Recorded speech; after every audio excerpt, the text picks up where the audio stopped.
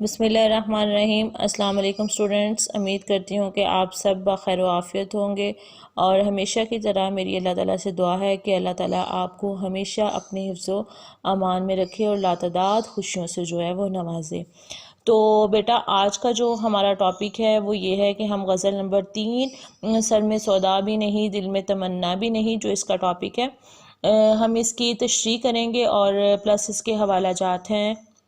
وہ میں آپ سے ڈسکس کروں گی۔ اس سے پہلے جو غزل نمبر 3 کی ریڈنگ ہے اور جو شاعر کا تعارف ہے اور پلس جو اس کے الفاظ معنی ہے وہ ہم بڑے اچھے طریقے سے جو ہے وہ کر چکے ہیں۔ امید کرتی ہوں کہ وہ آپ کو اچھے سے یاد ہو چکے ہوں گے۔ آج ہم اس کی تشریح اور حوالہ جات جو ہے وہ ڈسکس کریں گے، اور لاسٹ پہ جو ہے وہ کچھ کوسچنز ہوں گے نیکسٹ ویڈیو میں جو میں آپ سے پوچھوں گی، اور آپ جو ہے مجھے ان کے آنسر جو ہیں وہ کمنٹس میں کریں گے۔ لیکن پہلے جو ہے ہم اس کی تشریح یعنی ایکسپلینیشن، اس کی وضاحت جو ہے وہ کریں گے۔ پہلا شعر ہے، شعر نمبر 1۔ سر میں سودا بھی نہیں دل میں تمنا بھی نہیں، لیکن اس ترک محبت کا بھروسہ بھی نہیں۔ یہ شعر نمبر 1 ہے۔ سب سے پہلے آپ کو پتہ ہے کہ تشریح کرنے کا طریقہ کیا ہے کہ ہم نظم کا عنوان یا شاعر کا نام لکھتے ہیں، لیکن یہاں پر نظم یعنی غزل کا جو عنوان ہے وہ نہیں ہوتا، اس لیے ہم صرف جو شاعر کا نام ہے وہ لکھیں گے، اور شاعر کا نام ہے فراق گورکھپوری۔ اس کے بعد جو ہم اس کا مفہوم ہے وہ لکھیں گے، اور مفہوم جو اس کا ہے وہ ہے،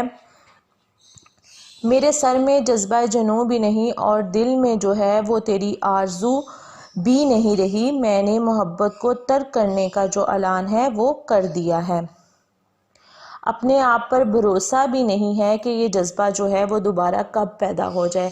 یعنی اس شعر میں جو اس کی ایکسپلینیشن ہوگی، جو تشریح ہوگی، اس میں آپ لکھیں گے کہ اس تشریح طلب شعر میں شاعر جو ہے ایک مختلف ایک منفرد انداز سے جو ہے اپنی محبت کا اظہار کر رہا ہے۔ پہلے مصرعے میں جیسا کہ ہم نے پڑھا، سر میں سودا بھی نہیں دل میں تمنا بھی نہیں، اس میں شاعر کا کہنا یہ ہے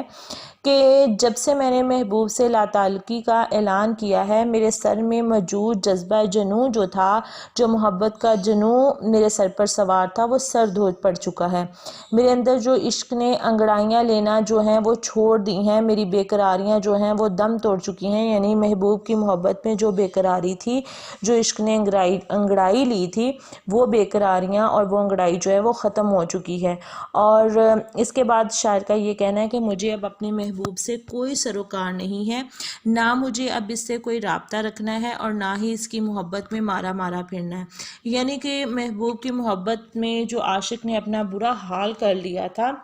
اس سارے برے حال کی جو کیفیت اور جو وجوہات تھی، شاعر کا کہنا ہے کہ وہ سب میں نے ختم کر دی ہیں۔ یہ پیراگراف جو ہے وہ آپ لکھنے کے بعد اس کے بعد ایک حوالہ ہے وہ ایڈ کریں گے، اور حوالہ کیا ہے، لاکھ ہو دل میسر مگر انجم ان سے اب رابطہ نہیں کرنا۔ اس کے بعد ایک لائن چھوڑیں گے، اور پھر ہم نیکسٹ پیراگراف یعنی جو نیکسٹ مصرعہ ہے اس شعر کا، دوسرا مصرعہ ہے، اس کی جو تشریح ہے وہ ہم کریں گے۔ اور اس کی تشریح جو ہے، اس پیراگراف کو سٹارٹ کرنے سے پہلے آپ لکھیں گے، شاعر مزید کہتے ہیں کہ میرا دل تمناؤں سے جو ہے وہ خالی ہو گیا، یعنی محبوب کے لیے جو تمنا، جو آرزو دل میں تھی، جو خواہش دل میں تھی، وہ اس خواہش، اس تمنا اور اس آرزو سے جو بالکل ہے وہ خالی ہو چکا ہے، اور میرے دل میں جو محبوب کے ہونے سے دل میں جو ایک خوشی پائی جاتی تھی، وہ خوشی جو ہے اس دل سے جو ہے وہ رخصت ہو چکی ہے، یعنی کہ دل جو ہے، دل میں اب خوشیاں باقی نہیں رہیں، بلکہ خوشیاں جو ہیں وہ اس سے رخصت ہو چکی ہیں، اور جو امیدیں اس گھر میں تھی یعنی اس دل میں جو تھیں، وہ آرزویں وادی اور وہ جو تمام آرزویں، جو تمام خواہشیں تھیں، وہ اب وادی دل میں دل بہلانے کے لیے نہیں آتی۔ اور دوسرے مصرعے میں عشق کے اختیارات کی بات کرتے ہیں، تو شاعر کہتا ہے کہ عشق پر جو ہے وہ کسی کا اختیار نہیں ہوتا، یہ جس من میں سوار ہو جائے، جس دل میں آ جائے، وہاں سے واپس نہیں پلٹتا۔ اور عشق کے جذبے کے متعلق اردو شاعری کے شاعر جو ہیں غالب، ان کا کہنا ہے، وہ کیا کہتے ہیں، عشق پر زور نہیں ہے یہ وہ آتش غالب، کہ لگائے نہ لگے اور بجھائے نہ بجھے۔ اگر ہم دوسرے مصرے کو پڑھیں تو اس میں لکھا ہے لیکن اس ترک محبت کا بھروسہ نہیں ہے۔ اصل میں جو شاعر ہے وہ اس شعر میں، اس مصرے میں یہ کہتا ہے کہ میں نے محبت کو ترک کرنے کا اعلان کر دیا ہے، میں نے محبت کو چھوڑ دینے کا اعلان تو کر دیا ہے، لیکن مجھے اپنے آپ پر کوئی یقین نہیں، مجھے اپنے آپ پر کوئی بھروسہ نہیں ہے کہ یہ جذبہ عشق نہ جانے کب پھر سے بیدار ہو جائے۔ یعنی شاعر جو ہے وہ زبان سے عشق کے ہونے کا انکار کر رہا ہے، یعنی انکار عشق کرتا ہے، لیکن جو دل ہے وہ مسلسل عشق کا اقرار کر رہا ہے، یعنی اقرار عشق کر رہا ہے۔ زبان عشق سے انکار کر رہی ہے اور جو دل ہے وہ اس کا اقرار کر رہا ہے۔ یہ تو تھا جی ہمارا شعر نمبر 1، جس کے یہ دونوں حوالہ سکرین پر جو ہیں وہ آپ نے دیکھے، اور اس کی ایکسپلینیشن جو ہے وہ میں نے آپ سے ڈسکس کی ہے، اور اس ایکسپلینیشن کو آپ اپنے الفاظ میں، آسان الفاظ میں، اپنے جملوں میں جو ہیں وہ لکھ سکتے ہیں۔ چلتے ہیں جی شعر نمبر 2 کی طرف، اور شعر نمبر 2 جو ہے وہ ہمارے پاس ہے۔ ایک مدت سے تیری یاد بھی آئی نہ ہمیں، اور ہم بھول گئے ہوں تجھے ایسا بھی نہیں۔ اور تشریح کرنے کا جو طریقہ ہے اسی طریقے کے ساتھ سب سے پہلے ہم شاعر کا نام لکھیں گے جو کہ ہے فراق گورکھپوری، اس کے بعد ہم اس کے مفہوم کی طرف آئیں گے، اور مفہوم اس شعر کا یہ ہے، جیسا کہ شعر پڑھیں تو فوراً اس کو، مفہوم کا مطلب ہوتا ہے جو شعر ہم نے پڑھا ہے اسے آسان الفاظ میں لکھ دینا۔ تو اس شعر کو جب ہم آسان الفاظ میں لکھیں گے تو وہ یہ ہوگا کہ یعنی کہ شاعر جو عاشق ہے وہ اپنے محبوب کو پکارتے ہوئے کہہ رہا ہے، اے محبوب ایک مدت گزر گئی ہے، یعنی ایک عرصہ گزر گیا ہے، میں نے تمہارا ذکر نہیں کیا، یعنی میں نے تمہارا نام نہیں لیا، لیکن اس کا مطلب یہ ہرگز نہیں ہے کہ ہم تجھے بھول گئے ہیں، یعنی تمہارا ذکر نہ کرنا اور تمہارے نام لینے کا مطلب یہ ہرگز نہیں ہے کہ میں تمہیں جو ہے بھول چکا ہوں۔ اچھا جی، یہ تو اس کا مفہوم ہوگا۔ اب چلتے ہیں اس کی ایکسپلینیشن کی طرف، اس کی تشریح کی طرف۔ تو تشریح میں سب سے پہلے پیراگراف میں جب ہم سٹارٹ کریں گے تو لکھیں گے کہ اس تشریح طلب شعر میں جو ہے پہلے مصرے میں شاعر جو ہے وہ فطرت کی عکاسی کرتے ہوئے نظر آتے ہیں، یعنی کہ جو عشق کی راہ میں دنیاوی مصائب اور مسائل ہوتے ہیں اور جن کے سبب ان محبوب جو ہے وہ یادوں میں محو یعنی مصروف ہو جاتا ہے۔ تو یہاں پر شاعر کا کہنا ہے کہ ہمارے ساتھ بھی کچھ ایسا ہی ہوا ہے کہ گردش حالات نے ایسے حالات پیدا کر دیے ہیں کہ دیار محبوب کو بھی چھوڑنا پڑا ہے، روزگار کی تلاش میں اس قدر مگن ہوئے ہیں کہ ایک عرصے تک محبوب کی یاد بھی نہیں آئی۔ یعنی آپ کو پتہ ہے کہ جب ہم ایک عاشق بندے کو جب دنیا داری کو بھی ساتھ میں لے کر چلنا پڑتا ہے، یعنی اپنے روزگار کی بھی تلاش کرنی پڑتی ہے، یعنی کھانے پینے کے لیے جو ہے وہ کمانا بھی پڑتا ہے، تو اس ساری صورتحال میں جہاں پر فراق گورکھپوری کا کہنا ہے کہ گردش حالات میں روزی کی تلاش میں جو ہے وہ میں اس قدر مصروف ہو گیا ہوں کہ ایک عرصہ ہو گیا کہ مجھے محبوب کی یاد جو ہے وہ نہیں آئی۔ تو ایسی ہی کیفیت کا اظہار جو ہے مشہور شاعر حضرت موہانی جو ہیں وہ کچھ اس طرح سے کرتے ہیں،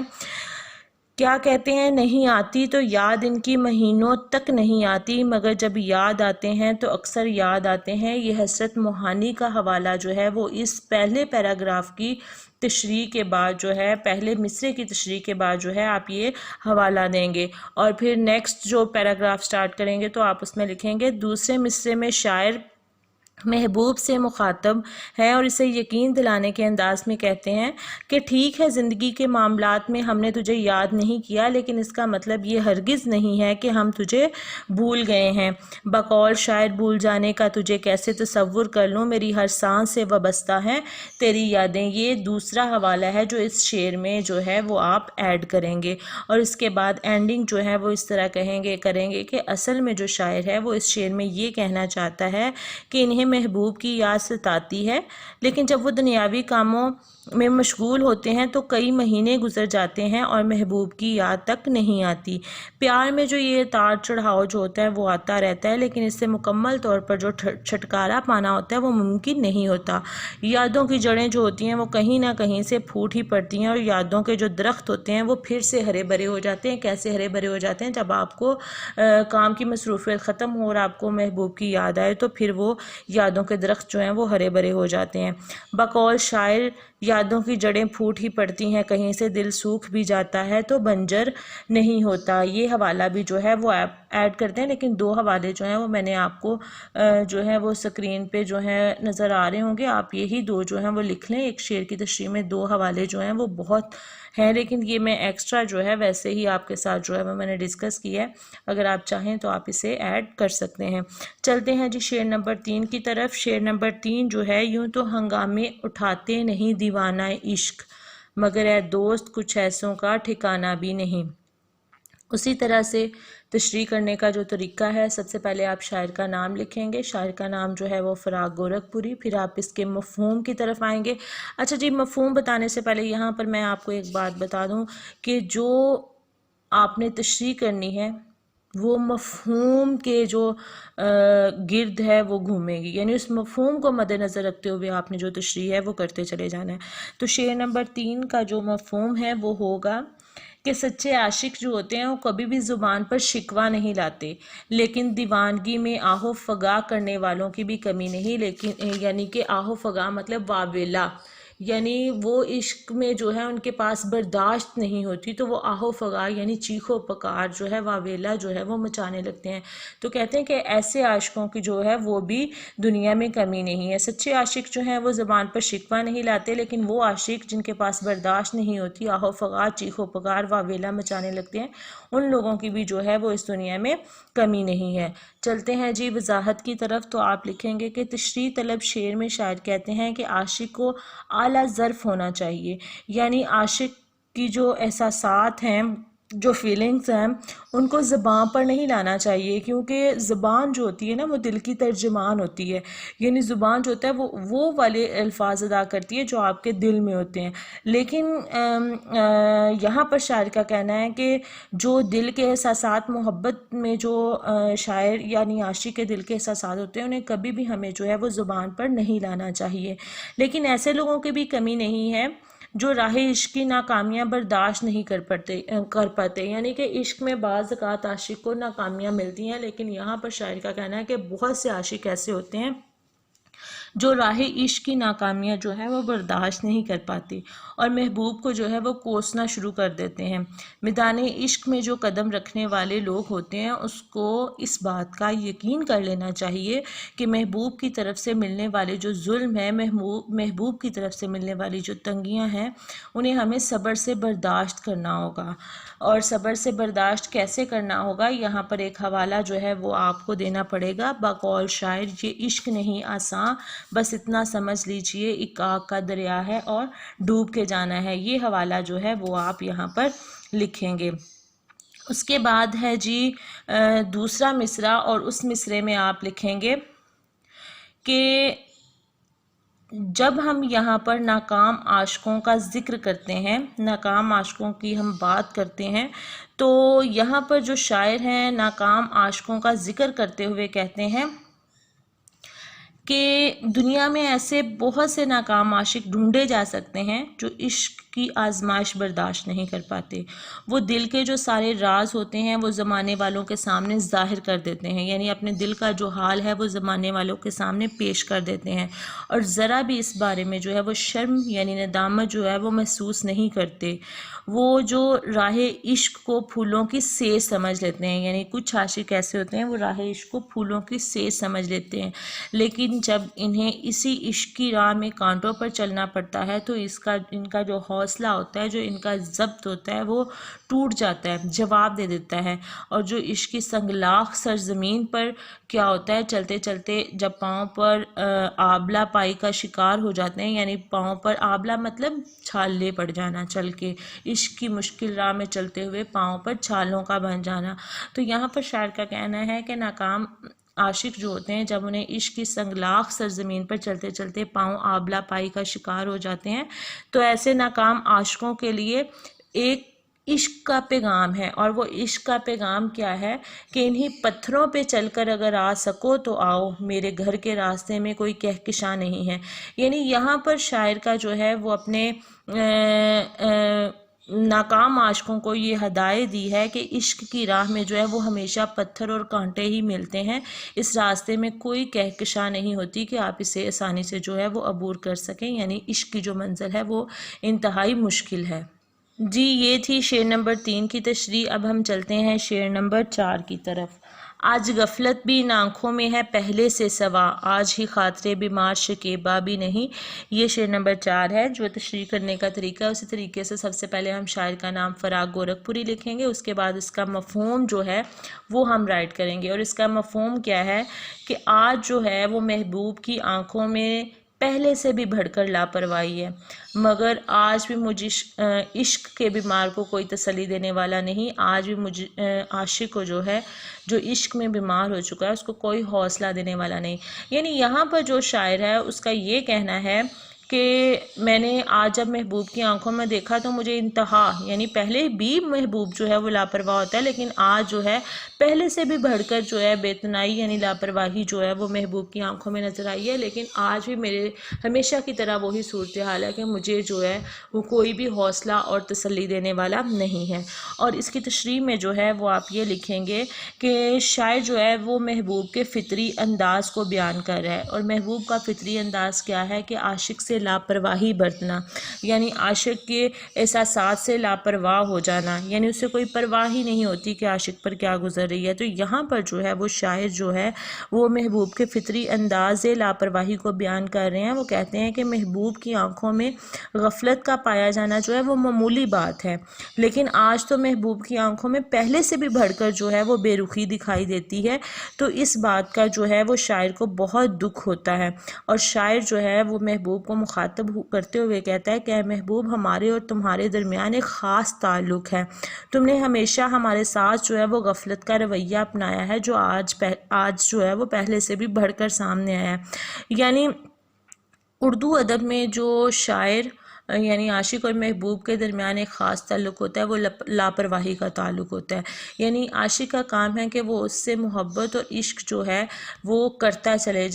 چلا جائے بغیر کسی پرواہ کے، اور محبوب جو ہے وہ اردو ادب میں ہمیشہ کی جو ہے وہ لاپرواہ نظر آتا ہے اس بات سے۔ تو یہاں پر جو ہے وہ شاعر نے اس خاص تعلق کو جو ہے وہ بیان کیا ہے، اور اردو کی کلاسک کی جو شاعری ہے اس میں عاشق کو ہمیشہ مشتاق اور محبوب کو جو ہے وہ لاپرواہ دکھایا گیا ہے، جیسے کہ بقول غالب کے ہم ہیں مشتاق اور وہ بیزار، یا الہی یہ ماجرا کیا ہے، یعنی کہ ہم اس کے چاہنے والے ہیں اور وہ ہمیں ہمیشہ بیزار دکھائی دیتا ہے، اور اللہ کو یہاں پر پکارا ہے کہ یا الہی سمجھ میں نہیں آتا کہ آخر یہ ماجرا کیا ہے۔ یہ جناب شعر نمبر 4 کی تشریح ہے بچوں، جو آپ اچھے طریقے سے جو ہے وہ یاد کریں گے۔ اس کے بعد شعر نمبر 5 کی طرف چلتے ہیں، اور آپ نے پریشان نہیں ہونا کہ ایک ہی دن میں جو ہے وہ پوری غزل کروا دی ہے۔ تو یہ پوری غزل ایک دن میں اس لیے کروائی ہے کہ آپ کے پاس جو باقی ویک میں ڈیز ہوتے ہیں ان میں آپ تھوڑی تھوڑی کر کے جو ہیں وہ اسے یاد کر لیا کریں، کیونکہ ہفتے میں 2 لیکچرز ہوتے ہیں، تو اس میں جو اردو کا سلیبس ہے وہ کور کرنا مشکل ہے۔ تو ایسا نہیں ہو سکتا کہ میں ایک دن میں 1 یا 2 اشعار جو ہیں ان کی ہی تشریح کرواؤں، تو اس لیے میں پوری غزل کی تشریح کروا رہی ہوں۔ آپ نے اسے تھوڑا تھوڑا کر کے باقی ڈیز میں جو ہے وہ یاد کر لینا ہے۔ تو انشاءاللہ نیکسٹ لیکچر میں جو ہے وہ ہم کوئی اور ٹاپک کریں گے، کیونکہ پچھلے لیکچر میں جو ہے تب بھی ہم نے غزل پڑھی تھی، آج بھی جو ہے وہ ہم غزل پڑھ رہے ہیں، تو انشاءاللہ آج جو ہے وہ ہم اس کو وائنڈ اپ کر دیں گے۔ شعر نمبر 5 جو ہے، رنگ وہ فصل خزاں میں ہے کہ جس سے بڑھ کر شان رنگینی حسن چمن آرا بھی نہیں۔ یہ شعر نمبر 5 ہے، اور تشریح کرنے کا جو طریقہ ہے وہ آپ کو پتہ ہے۔ آپ پہلے شاعر کا نام لکھیں گے فراق گورکھپوری، اس کے بعد جو ہے آپ مفہوم لکھیں گے، اور مفہوم یہ ہے کہ شاعر کا کہنا ہے کہ خزاں کے موسم میں ایسی خوبصورتی اور رنگینی پائی جاتی ہے جو بعض اوقات بہار کے موسم میں بھی نظر نہیں آتی۔ تو یہ اس کا مفہوم ہوگا، یعنی شاعر کا کہنا ہے کہ بعض اوقات جو ہے وہ خزاں کا موسم اتنا خوبصورت نظر آتا ہے کہ ہمیں وہ خوبصورتی بہار کے موسم میں بھی نظر نہیں آتی، جبکہ آپ کو پتہ ہے کہ بہار کا موسم بہت خوبصورت ہوتا ہے، لیکن یہاں پر شاعر جو ہے اس کے برعکس کہہ رہا ہے۔ اس کے بعد تشریح جو ہے وہ آپ یوں کریں گے کہ تشریح میں آپ لکھیں گے کہ شاعر اداس اور پریشان حال جو عاشق ہے اس کی کیفیت کو بیان کر رہے ہیں۔ وہ کہتے ہیں کہ پت جھڑ کا جو موسم ہے اس میں عموماً رنگینی اور خوبصورتی کا جو ہے وہ خاتمہ ہو جاتا ہے، اور باغات جو ہوتے ہیں وہ اجڑے ہوئے معلوم ہوتے ہیں، رونقیں جو ہوتی ہیں وہ باغوں سے رخصت ہو چکی ہوتی ہیں، اور اس کی کیفیت جو ہے اداس دل کی طرح ہو جاتی ہے، یعنی کہ عاشق کی جو دل کی کیفیت ہے وہ اداس ہو جاتی ہے۔ محبوب کے ستائے ہوئے عاشق کے لیے جو سکون اور راحت تنہائی تنہائی کے موسم میں میسر آتی ہے، وہ بہار کے دل فریب موسم میں جو ہے وہ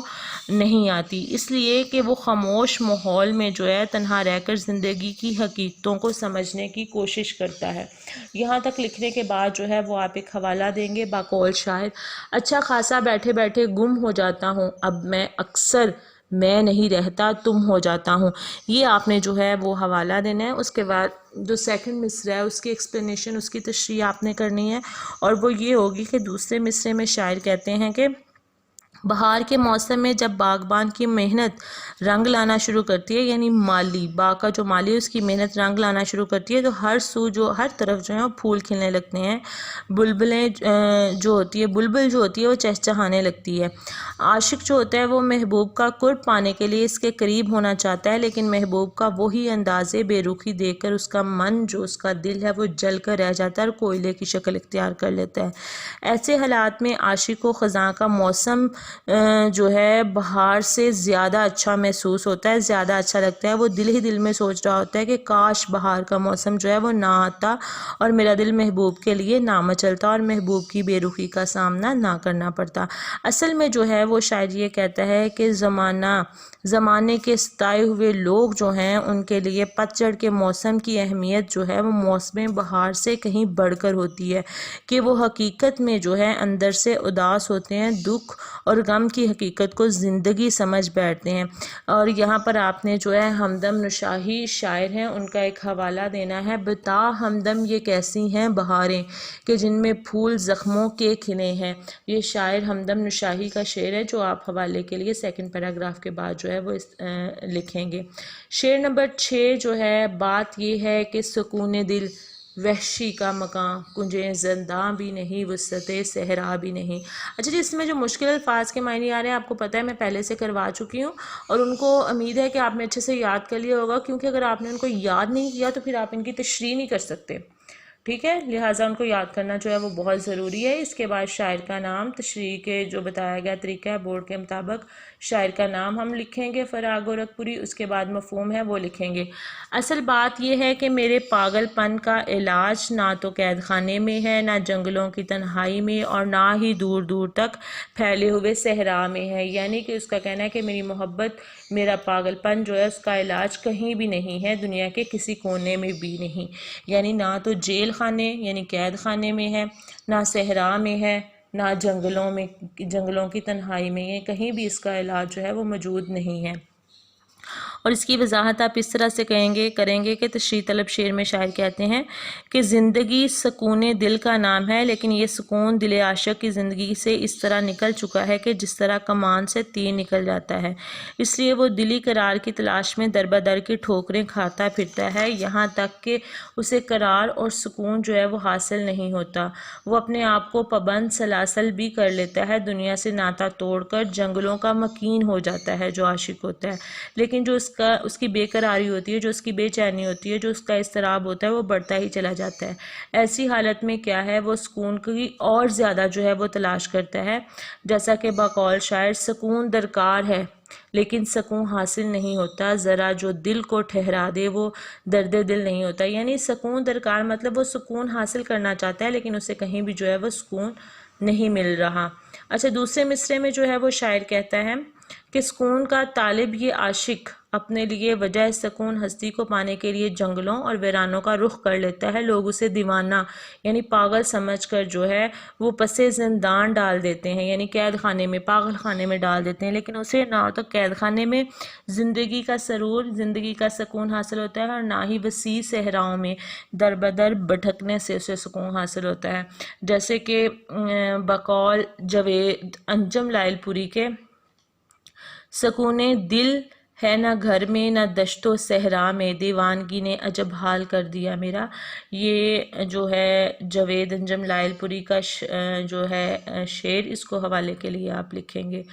جی۔ تو یہ شعر نمبر 6 تک جو ہے وہ ہم تشریح کر چکے ہیں، شعر نمبر 7 کی طرف چلتے ہیں۔ ہم اسے منہ سے برا تو نہیں کہتے کہ فراق دوست تیرا ہے مگر آدمی اچھا نہیں، بتائے گئے طریقے کے مطابق تشریح کے پہلے آپ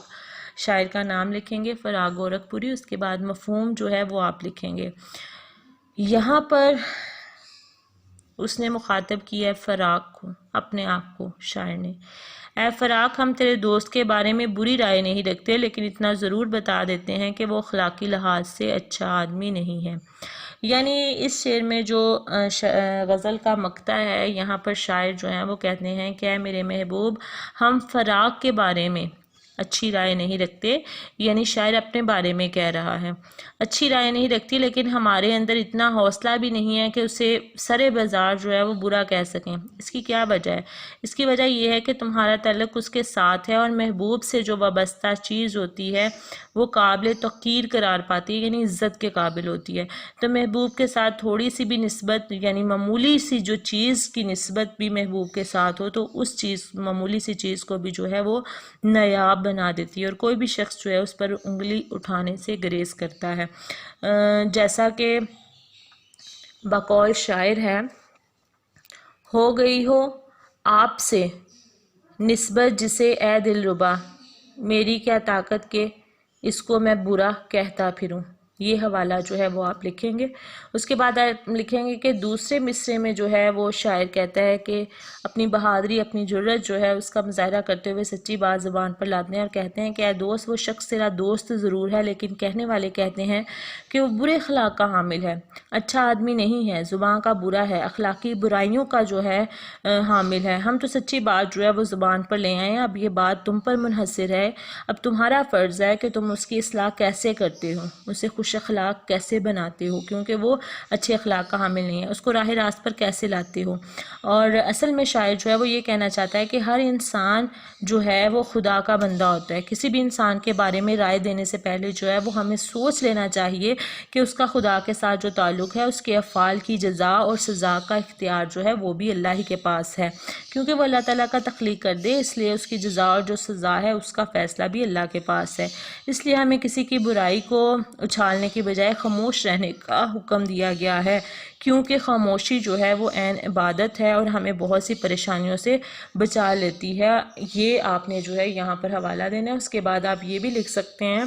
مانا میں مجرم تھا لیکن تم میرا نام نہ لیتے، یعنی کہ تمہیں جو میرا نام تھا وہ نہیں لینا چاہیے تھا، کیونکہ اس کا فیصلہ اللہ بہتر فیصلہ کرنے والا ہے۔ یہ آپ حوالے کے طور پر لکھیں۔ جی یہ تھی غزل نمبر 3 کی جو تشریح ہے وہ کمپلیٹ کر چکے ہیں، اور اس کے جو مشقی سوالات ہیں وہ بھی اس میں سارے کمپلیٹ ہو چکے ہیں۔ امید ہے کہ وہ آپ مشقی سوالات نوٹ بک پر حل کر کر جو مجھے ہے وہ چیک کروائیں گے، اور کمنٹس میں مجھے اس کی پکس بھیجیے گا تاکہ میں اسے چیک کر سکوں۔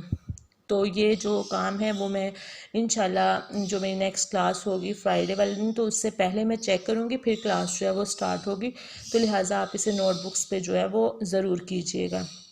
اگر کسی چیز کی سمجھ نہ آئی ہو تو وہ مجھے آپ کمنٹس کر کے جو ہے وہ پوچھ سکتے ہیں۔ اللہ حافظ۔